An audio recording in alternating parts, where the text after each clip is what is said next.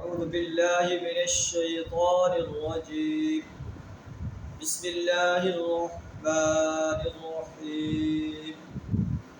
إنا فتحنا لك فتحا مبينا ليغفر لك الله ما تقدم من ذنبك وما تأخر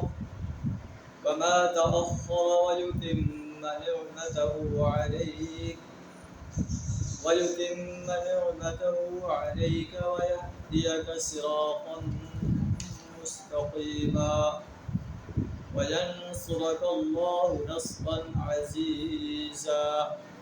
صدق اللہ العظیم. سورہ فتح کی پہلی 3 آیات آپ کے سامنے تلاوت کی. سورہ فتح جو ہے یہ مدنی صورت ہے، مدینہ منورہ کے اندر نازل. مدنی صورتوں کے اندر زندگی کے مختلف شعبوں کے بارے میں گائیڈ لائن دی گئی. اس کو سورہ فتح اس لیے کہتے ہیں، اس میں فتح کا لفظ آیا ہے. انا فتحنا لک فتحا مبینا، اے نبی صلی اللہ علیہ وسلم ہم نے آپ کو فتح مبین عطا فرمائی. تو یہ سورت جو ہے یہ 6 ذوالقعدہ 6 ہجری میں نازل ہوئی.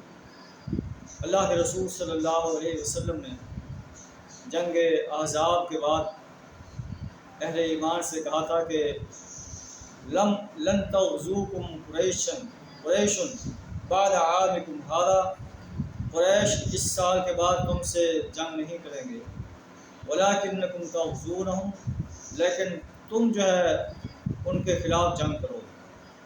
تو یہ کفار کا آخری بارکہ تھا جنگ احزاب، جس میں وہ عرب کے بہت بڑے قبائل کو لے کر مدینہ پر حملہ آور ہوئے تھے، اور اللہ نے جنگ کے بغیر انہیں طوفانی آندھی سے پسپا ہونے پر مجبور کر دیا. تو جنگ سورہ حدیبیہ یا سورہ فتح کا نزول اس انداز سے ہوا کہ نبی صلی اللہ علیہ وسلم نے خواب دیکھا کہ میں بیت اللہ کا طواف کر رہا ہوں، عمرہ کر رہا ہوں. تو نبی صلی اللہ علیہ وسلم نے صحابہ اکرام کو تیاری کا حکم دے دی. 1400 صحابہ اکرام نبی صلی اللہ علیہ وسلم کے ہم رکاب ہو کر وہ حدیبیہ کے مقام پر پہنچے اور وہاں جا کر پڑاؤ کیا.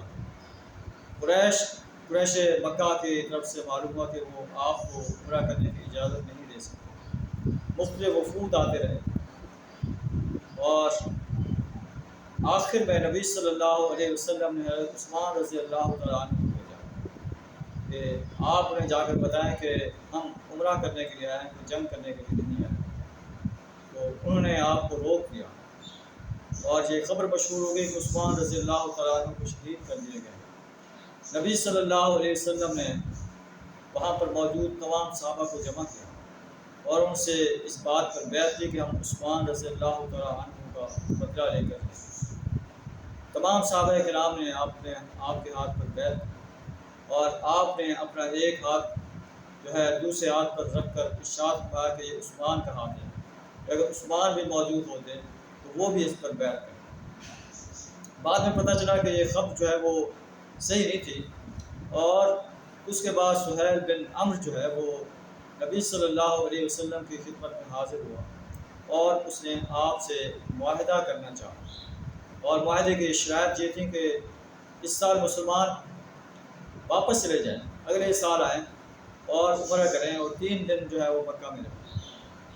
دوسری شرط یہ تھی کہ جو مسلمان مکہ سے مدینہ جائے گا اسے واپس کر دیا جائے گا، جو مدینہ سے مکہ آئے گا اسے واپس نہیں دیا جائے گا. یہ معاہدہ جو ہے یہ 10 سال کے لیے، اور جو قبیلہ کسی قبیلے سے دوستی کرنا چاہے یہ بھی کر سکتا ہے. تو یہ شرائط مسلمانوں کے لیے بڑی ناگوار تھی.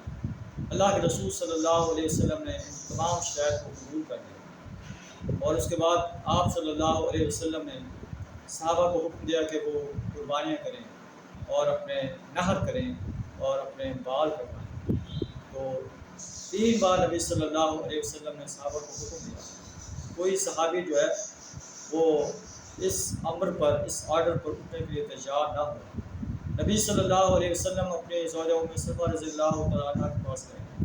یہ ساری بات آپ کو بتائی. اب حضرت ام سلمہ رضی اللہ تعالیٰ عنہ نے بتایا کہ آپ جا کر خود قربانی کر دیں اور اپنے بال جو ہے وہ مڑوا لیں، تو باقی سب لوگ آپ کی اطاعت کریں گے۔ تو نبی صلی اللہ علیہ وسلم نے ایسا کیا، اور آپ کے بعد تمام صحابہ کرام نے اپنے قربانیاں بھی کیں اور اپنے بال بھی مڑوائے۔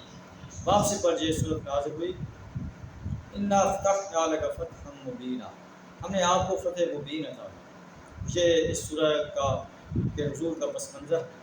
اللہ سے دعا کریں ہمیں بھی قرآن کا صحیح شعور عطا۔ وآخر دعوانا الحمد للہ رب العالمین۔